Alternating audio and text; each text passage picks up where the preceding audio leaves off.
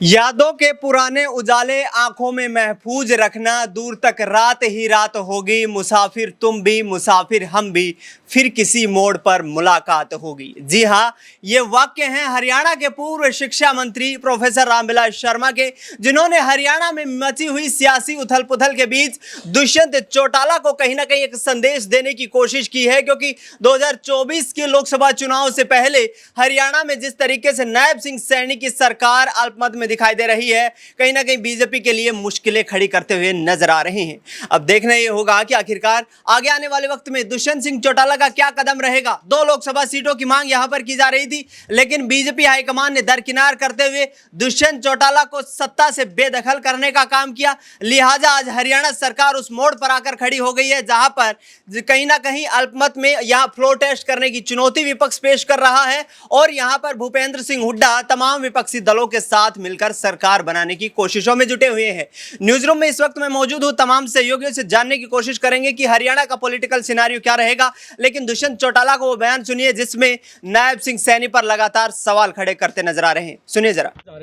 जो 400 पार का नारा प्रधानमंत्री ने दिया था, 15 दिन हो गए, मैंने तो वो टीवी पर सुना नहीं। और इन 15 दिनों में एक चीज़ साफ है कि 500 शायद 200 पे पहुंच गया।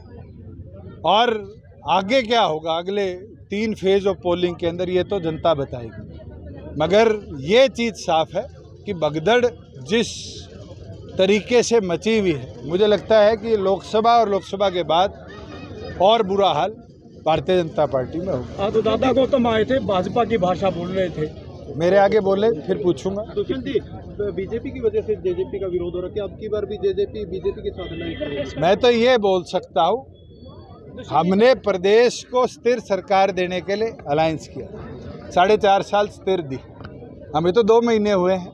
तो क्या आपकी बार आज 2 महीने में 3 विधायक पहले ही लिखित में गवर्नर को भेज चुके और आज अल्पमत की सरकार है। हम तो गवर्नर से मांग करते हैं महामहिम फ्लोर टेस्ट जल्द करवाएं और इस सरकार को हटाकर राष्ट्रपति शासन लगाया जाए और चुनाव प्रदेश में कराए जाए। अभय सिंह कह रहे हैं मैं तीनों का इलाज बांधने आया हूँ, संपर्क में है। अरे उनने पूरी जिंदगी इलाज ही बांधा है और बांधते बांधते वो इनेलो का इस चुनाव में इलाज बांध देंगे कि चश्मा भी छिन जाएगा। खट्टर साहब कह रहे हैं कि वो जेजेपी के विधायकों के संपर्क में है। सर, संपर्क में तो मैं उनके हूँ, फोन पे तो मेरी भी बात हो जाती है, वो तो फ्लोर टेस्ट की बात होगी। संपर्क में उनके साथ कितने खड़े मिलेंगे और कौन पार्टी का विप फॉलो करेगा। भाजपा ने चेहरा बदला है सर, पार्टी का अभी घोषणा पत्र जारी नहीं हुआ है। लोकसभा के अंदर हमारा सिर्फ एक ही घोषणा है कि हरियाणा प्रदेश की आवाज को पार्लियामेंट में चुना। भाजपा ने चेहरा बदला है, नायब सैनी को सीएम बनाया है, कितना फर्क पड़ेगा वोट बैंक पे हरियाणा का? जो वो एक इंग्लिश में कहावत है ना, old wine in a new bottle.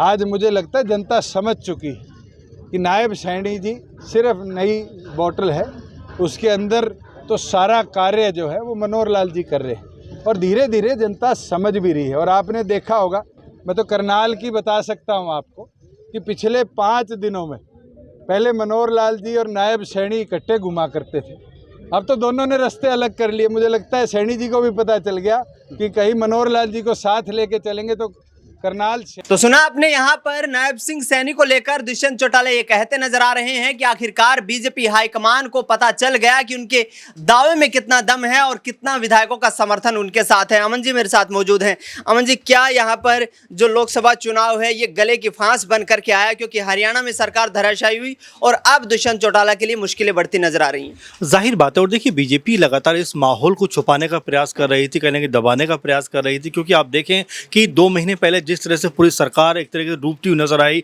और गठबंधन टूटते हुए नजर आए, तो ये अपने आप में बताता है कि जो ये आपस में रार थी काफ़ी समय पहले की थी। हालांकि इसको दबाने का छुपाने का काम किया गया, लेकिन जिस तरह से लोकसभा चुनाव आता है और यहाँ पर हिसार और भिवानी सीट दुष्यंत चौटाला मांगते हैं, उसके बाद सारा का सारा बखेड़ा खड़ा हो जाता है। बीजेपी कहती है 2 तो छोड़िए, हम आपको एक भी सीट यहाँ पर नहीं देंगे, और इसके बाद दोनों के रास्ते अलग हो जाते हैं। लेकिन ठीक चुनाव से पहले कहीं ना कहीं बीजेपी के लिए ऐसा कुछ होना अपने आप में ये बताता है कि अब बीजेपी से जो उनके सहयोगी दल हैं उनका विश्वास कहीं ना कहीं अब कह सकते हैं टूटता हुआ नजर आता है। अकाली दल पंजाब में आप देखिए अगले चुनाव में जाती है, शिवसेना अलग हो ही गई है। तो ऐसे में कई ऐसी चीज़ें हैं जो लगातार बीजेपी के खिलाफ जाती हुई दिखाई पड़ती हैं। ऐसे में अगर देखा जाए हरियाणा को लेकर तो वाकई यहाँ पर अगर कांग्रेस ने मजबूती के साथ में रणनीति बनाई, अपनी कह सकते हैं बिसात बिछाई, तो यहाँ ये बात ज़रूर तय हो सकती है कि लोकसभा चुनाव में भले ही उनके पास उतनी सीटें ना आए जितनी वो सोच रहे हैं, लेकिन विधानसभा चुनाव में वो हरियाणा के अंदर अपनी सरकार पे कह सकते हैं, अपनी सरकार को काबिज कर सकते हैं और बीजेपी को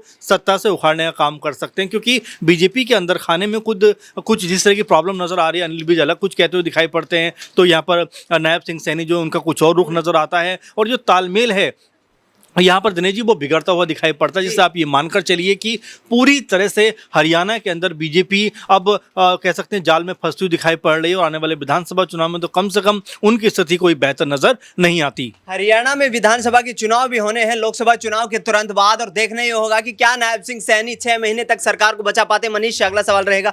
मनीष, किस तरीके का यह माहौल देखते हैं लोकसभा चुनाव में? इस फैसले का कितना नुकसान भारतीय जनता पार्टी को हो सकता है? ये बहुत बड़ा नुकसान हो सकता है। जिस तरीके से देखा गया है नायब सिंह सैनी पर दबाव बनाया गया है तमाम विपक्षी दलों द्वारा, और सरकार कहीं ना कहीं टूटती हुई आ रही है, यहाँ पर दिखाई दे रही है। और किसी न किसी तरह देखिए जिस तरीके से विपक्षी पार्टियां हमलावर हैं, 2 महीने से ये पूरा घटनाक्रम चल रहा है, और इसको देखते हुए कहीं ना कहीं लग रहा है कि नायब सिंह सैनी बहुत जल्द इस्तीफा दे देंगे और यहाँ पर अल्पमत में सरकार होने के बावजूद यहाँ पर सरकार गिरती हुई नजर आ सकती है बीजेपी को, और तमाम बीजेपी के तमाम नेताओं के लिए, तमाम बड़े लीडरों के लिए और पूरे बीजेपी खेमे के लिए ये बहुत बड़ा घातक ये नुकसान साबित हो सकता है। और कहीं ना कहीं देखा जाए तो आने वाले जो विधानसभा चुनाव होने वाले हैं हरियाणा में, उसमें भी कहीं ना कहीं इसका नुकसान का प्रभाव दिखता हुआ नजर आ रहा है। बिल्कुल, हरियाणा में विधानसभा चुनाव में मुश्किलें खड़ी हो सकती हैं क्योंकि भारतीय जनता पार्टी हैट्रिक लगाना चाहती है लोकसभा चुनाव में, उसके बाद हरियाणा में विधानसभा चुनाव होने हैं। नाजमीन, किस तरीके से देखती हैं दुष्यंत चौटाला कितना बड़ा यहाँ पर की फैक्टर बनते हुए नजर आ रहे हैं? क्योंकि 10 विधायकों का समर्थन दे रखा था, अच्छी खासी सरकार चल रही थी, लेकिन क्या यहाँ पर कांग्रेस पार्टी भी गलती कर रही है? क्योंकि अभी दुष्यंत चौटाला से समर्थन लेना क्या उनके लिए भी महंगा साबित हो सकता है? देखिए, पहले दुष्यंत चौटाला ने जो यहाँ पर भारतीय जनता पार्टी का साथ छोड़ा है वो सिर्फ लोकसभा चुनाव के मद्देनजर है। जैसे कि अमन सर ने भी बताया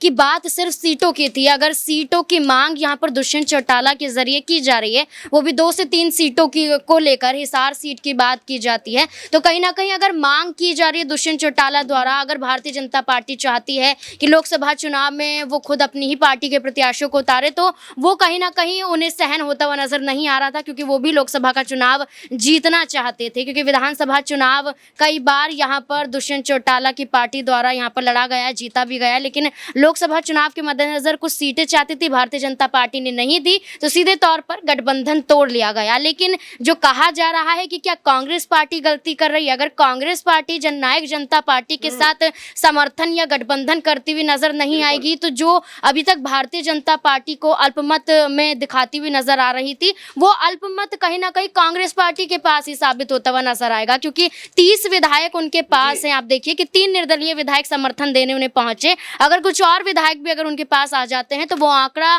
सेट नहीं कर पाएंगे जो 45 विधायकों का बहुमत साबित करने का है। इसलिए जननायक जनता पार्टी का साथ जरूरी है, और सीधे तौर पर दुष्यंत चौटाला देने की बात कर रहे हैं, तो सीधे तौर पर कांग्रेस पार्टी इससे तो दूर हटेगी नहीं, बिल्कुल इसका लाभ उठाती हुई नजर आएगी। बिल्कुल, लेकिन कहीं ना कहीं दुष्यंत चौटाला और भूपेंद्र सिंह हुड्डा के बीच जो सियासी रार है वो लगातार बढ़ती देखी जा सकती है। लगातार यहाँ पर हमलावर रहते दुष्यंत चौटाला कहते नजर आते हैं कि भूपेंद्र सिंह हुड्डा पुत्र मोह में ये तमाम राजनीतिक खेल खेल रहे हैं, और ऐसे में उनकी यहाँ पर कोई भी मंशा कामयाब नहीं होने वाली है। शालिनी से अगला सवाल लेंगे। शालिनी, क्या नायब सिंह सैनी ने कहीं ना कहीं गलती कर दी यहाँ पर? क्या सरकार पर उनका उतना कंट्रोल नहीं है? क्या किसी अन्य चेहरे को यहाँ पर मौका दिया जाता तो बेहतर प्रदर्शन हो सकता था? देखिए दिनेश, अभी तो नायब सैनी सीएम पद पर बैठे ही हैं, तो ऐसे में नहीं कह सकते कि क्या उनका कंट्रोल नहीं है, क्योंकि अगर हम किसी भी नए पद को हासिल करते हैं तो उसको जानने में थोड़ा समय लगता है, तो हम ऐसे में नहीं कह सकते कि नायब सिंह सैनी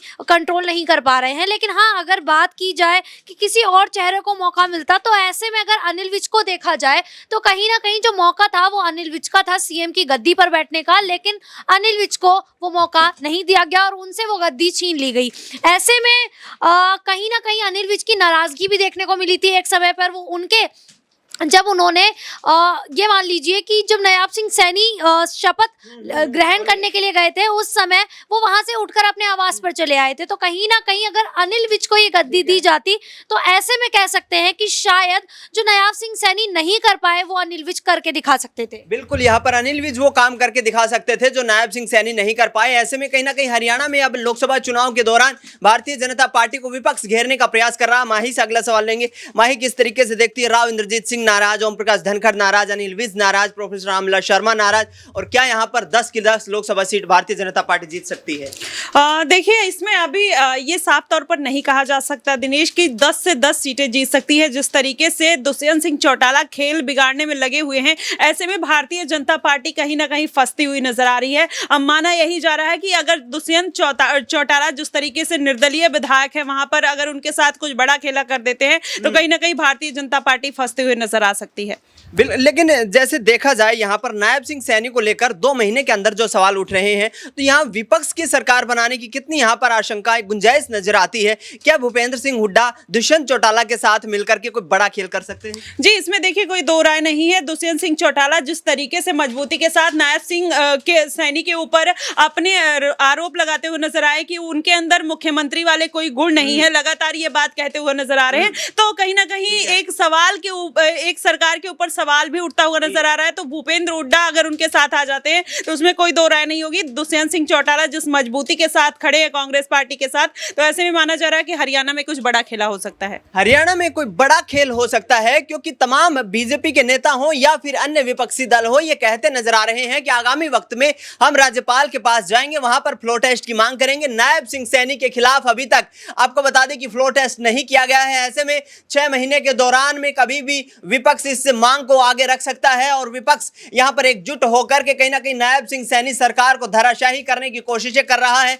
लेकिन टुकड़ों में बिखरा विपक्ष क्या हरियाणा की राजनीति में बीजेपी को उसी के मंच पर दबोच पाएगा? क्या लोकसभा चुनाव से पहले विपक्ष एक बड़ा झटका हरियाणा में दे पाएगा? और क्या केंद्र की सत्ता में वापसी का रास्ता तलाश रहा विपक्ष यहां इस पूरे घटनाक्रम में सफल हो पाएगा? फिलहाल इस पूरे मुद्दे पर आपकी क्या राय, प्रतिक्रिया कमेंट बॉक्स में जरूर बताएं। देश दुनिया की तमाम बड़ी खबरों के लिए आप देखते रहिए SPN9 न्यूज।